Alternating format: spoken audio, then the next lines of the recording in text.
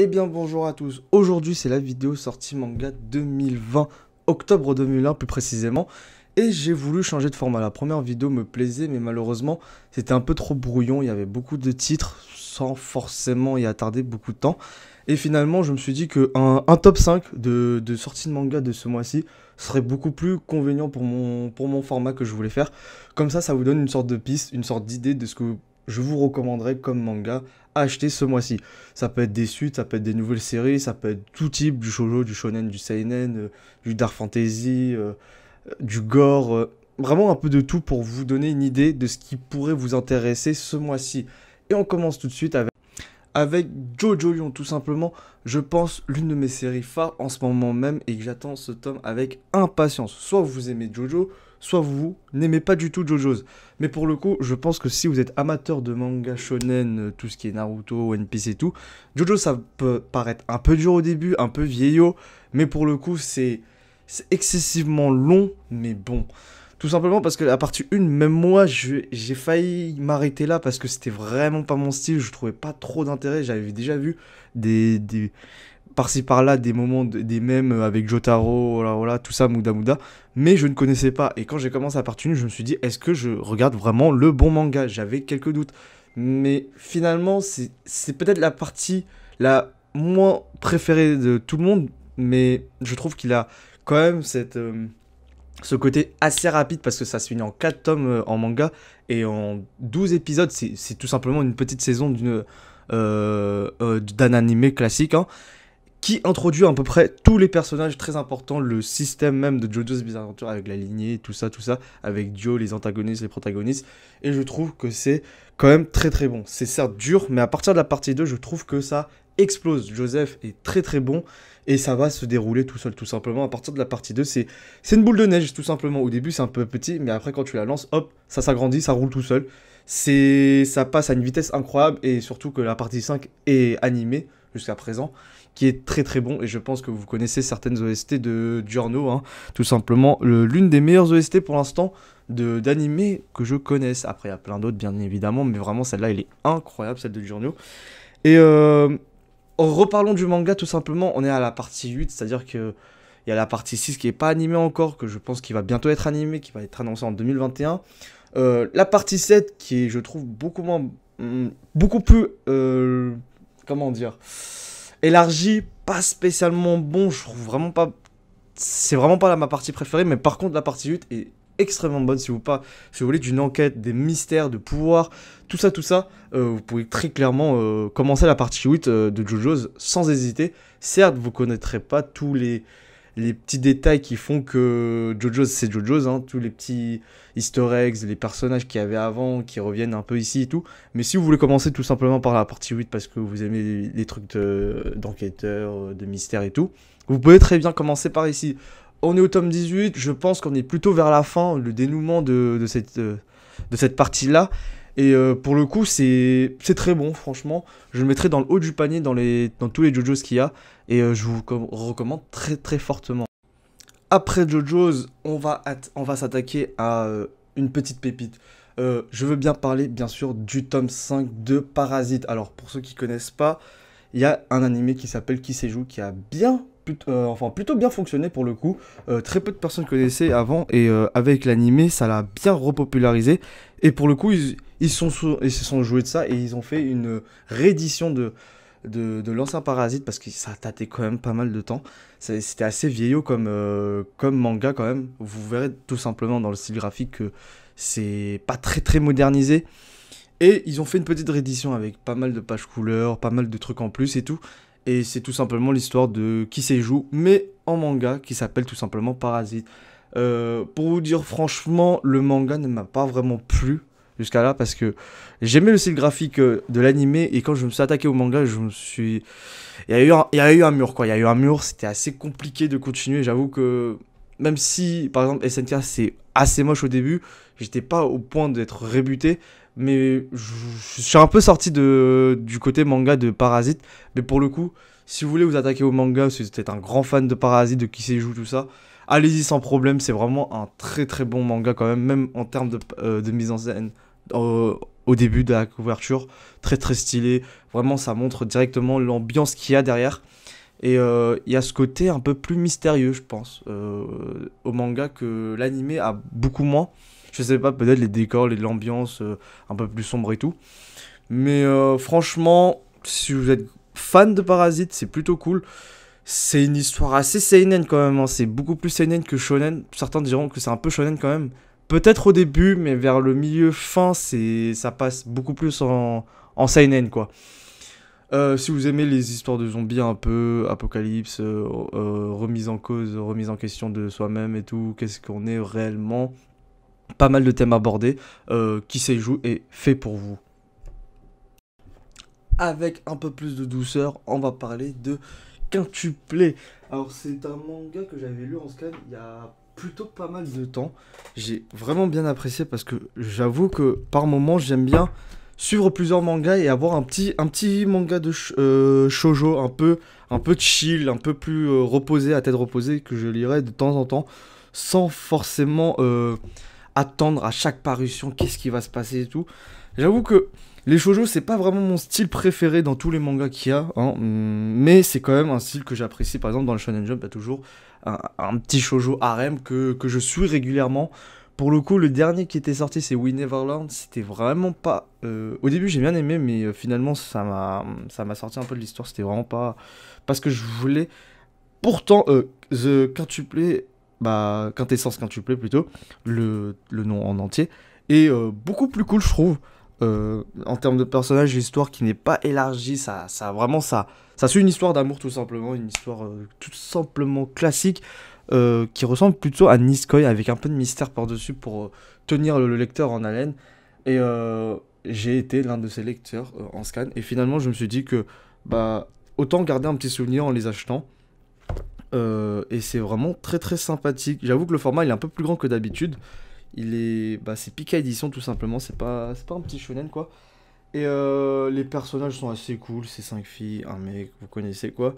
C'est pas très compliqué dans l'ensemble, mais ça se lit bien si vous voulez vraiment un petit shoujo shonen on va dire slash. Le personnage est assez sympathique et tout. Je vous recommande très fortement, à peu près dans le même gamme que Nisekoi je dirais. Après, qu'est-ce qui pourrait y ressembler? Il n'y a pas grand-chose, hein. Je connais pas tellement en termes de shoujo, mais ouais, The Quintessence Quintuplé. Un petit truc classique, un petit truc mignon, gentil, tout ce qu'il faut pour vous faire kiffer la vie, on va dire. On va rester à peu près dans le même registre avec Iruma à l'école des démons. Alors pour le coup, le tome 1 est sorti le mois dernier, j'en avais pas du tout parlé, parce que je trouvais qu'il y avait ça me faisait pas forcément plaisir. Et finalement, quand j'étais au niveau, enfin à la librairie, je me suis dit, vas-y, pourquoi pas, c'est un nouveau, ils étaient en tête d'affiche, je me suis dit, peut-être que ça peut être intéressant. Et finalement, après avoir lu, c'est plutôt sympathique. C'est vraiment un manga full humour, hein, tout simplement. Aucune histoire casse-tête, c'est vraiment là, entre deux pauses, tu lis ça, c'est vraiment chill. Il n'y a pas grand-chose à en tirer au niveau de l'histoire, si ce n'est euh, que c'est drôle, c'est vraiment humoristique avec que des quiproquos. C'est tout simplement un humain qui se fait prétendre être un démon d'une manière ou d'une autre, hein. C'est vraiment tiré par les cheveux, mais pour la blague, quoi. Vraiment, c'est la blague et l'humour et rien d'autre. Je sais pas s'il y aura véritablement une histoire derrière, à part des petites blagues par-ci par-là. Tu sais, c'est des petites histoires à chaque fois reliées par le fait qu'il soit genre à l'école, quelque part et tout. Ou tout simplement le mec va passer mille et une épreuves de rigolote et tout. C'est assez cool à lire. Au niveau du dessin, c'est classique. Classique.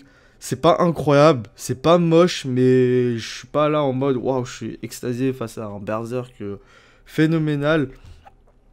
C'est vraiment sans prise de tête si vraiment vous voulez avoir un petit truc chill.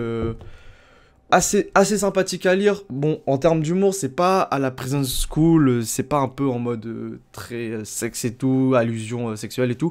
Non, c'est plus un humour, je dirais pas enfantin, mais quand même entre l'enfantin et l'allusion sexuelle, quoi. C'est entre deux, c'est un petit truc sympathique, sans plus. Je vous recommande parce que voilà, quoi. Faut changer un peu de registre, faut voir les horizons. Et Iruma à l'école des démons, c'est une petite surprise que j'apprécie énormément. Je lirai sûrement le tome 2 sans hésiter. Ça se lit bien, ça part tout seul. C'est une petite histoire, les personnages sont assez attachants au début. Je sais pas comment ça va continuer. J'avoue que par moments, le personnage me donne l'impression qu'il ressemble à Deku de My Hero Academia.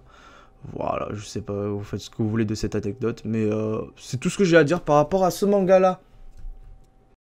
Enfin, je vais vous parler de ce dernier tome que j'ai envie de vous présenter, que j'ai envie de vous faire découvrir, c'est 20th Century Boy. C'est l'un des mangas, l'un des fondements, l'un des piliers du manga en termes d'enquête, à côté de Death Note et tout, de ces chefs-d'œuvre magnifiques. Je sais même pas comment le décrire tellement c'est beau, j'ai même pas envie de vous spoil, j'ai même pas vous donner ne serait-ce qu'un indice par rapport à l'histoire, tellement elle est bien faite, tellement c'est incroyable, tellement t'as envie de connaître toute l'histoire. Mais forcément, tu te dis qu'à la fin, ça va créer un vide. Ça va créer un vide, certainement, si vous suivez l'histoire de près. Et c'est l'une des meilleures histoires d'enquête que j'ai jamais lues de ma vie, je dirais. Même si Death Note est plutôt cool. Hein. Franchement, si vous connaissez déjà, je pense que vous pouvez confirmer à quel point 20th Century Boy, ça a changé, ça a révolutionné le manga. Tellement c'était insane. Dans son genre tout simplement. Au niveau du dessin, c'est pas très modernisé, c'est vraiment plus, je dirais pas jusqu'à réalisme, mais on s'en approche plus que les dessins qu'on connaît d'aujourd'hui, avec des gros yeux, tout ça, grosse poitrine, grosse fesses, avec des corps très fines et tout. Non, pas du tout, c'est un peu plus réaliste, mais vraiment pas en mode oh putain, on dirait un mec du métro quoi. Non, pas du tout. C'est un peu cartoonesque quand même, un minimum. Mais vraiment, l'histoire, c'est le plus important dans tout ce qu'il y a.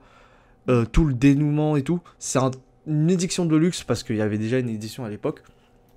Mais franchement, l'édition de luxe, j'hésite vraiment à la terminer. J'avoue que j'ai pas pu acheter les mangas en version normale, parce que c'était pas ma priorité. Mais pour le coup, vu qu'ils vont sortir une édition de luxe, il y aura le tome 2 aussi qui va sortir. Je pense sincèrement l'acheter et commencer... petit à petit à la relecture de ce manga fabuleux. J'avoue qu'à l'époque j'avais lu et j'étais assez jeune. Je sais que ça m'a vraiment émerveillé, mais je pense que j'ai loupé énormément de détails. Je pense qu'après quelques années, j'ai changé, j'ai grandi, j'ai mûri, on va dire. J'ai pris de la maturité, quoi. Et je pense que relire ce manga-là à des âges différents, c'est extrêmement... comment dire? Ça se relie, quoi. C'est pas... Ça, tu vois beaucoup plus de choses, une perspective beaucoup plus différente, avec des enjeux beaucoup plus importants maintenant, vu qu'on a bien plus progressé en termes de technologie, en termes d'environnemental, tout ça, tout ça. Je pense que cette époque-là où beaucoup de choses nous craignaient avec Internet et tout, c'est très différent de maintenant. Et 20th Century Boy l'explique assez bien. Enfin, on discute assez bien, on va dire comme ça. Et franchement... Si je devais vous recommander l'un de ces 5 mangas que j'ai cités précédemment, je pense que 20th Century Boy fait partie de ce manga-là. Si je devais vraiment vous en recommander un, même si c'est l'édition de luxe, ça va coûter un peu plus cher, certes, mais ça en vaut clairement le coup. N'hésitez pas à y aller et dites-moi en commentaire si vous avez kiffé ou pas. Petit instant promo, il n'y aura pas tout le temps d'instant promo, c'est juste pour parler d'une petite promotion qui vous plaira pour certains. C'est le tome 1 et le tome 2 de Chainsaw Man dans un petit coffret pour le prix d'un seul manga. Si vous voulez vous commencer avec cette série fabuleuse, je vous recommande chaudement. Moi j'ai déjà le tome 1 et le tome 2, mais je pense que ce coffret-là vaut clairement le coup si vous voulez vous plonger dans une nouvelle histoire incroyable. Si vous êtes fan de shonen, Chainsaw Man, la promo, le petit coffret là, c'est... tout à vous, c'est cadeau, c'est magnifique, c'est beau. Voilà, la vidéo se termine ici, j'espère que vous aurez kiffé le format, que vous suivrez avec impatience chaque vidéo mensuelle de ce type-là. Et je vais annoncer tout simplement le gagnant qui sera Itaro. N'hésite pas à me contacter sur Twitter que je mettrai en description tout simplement. Et pour parvenir ton adresse, tout ça, comme ça je puisse envoyer ton manga que tu auras choisi en commentaire, bien évidemment. Si tu as envie de changer par rapport à ce que tu as écrit en commentaire, il n'y a pas de souci. On en discutera tout simplement sur Twitter. Et je t'enverrai tout ça dans un petit colis, si possible. Et pour ceux qui veulent participer à ce concours-là de ce mois-ci, c'est simple. Il suffit de vous abonner, de lâcher un like, de me dire un petit commentaire et de me dire ce que vous voulez en manga. Et tout simplement, vous ferez partie des participants. Que vous soyez 1, 2, 5 ou 10 millions, bah, je choisirai toujours un commentaire parmi tant d'autres. Et vous serez sélectionné pour être le gagnant. Vous pouvez gagner très bien 2-3 fois d'affilée. Pendant le mois, il n'y a pas de souci. Il y a autant de participation que vous voulez. Et j'espère que vous serez le prochain gagnant. Sur ce, je vous dis à très bientôt pour une prochaine vidéo qui arrivera sous peu, je pense, la partie 2 de ma Mangatech ou de mes achats manga, je sais pas encore. On verra. Sur ce, tchuss.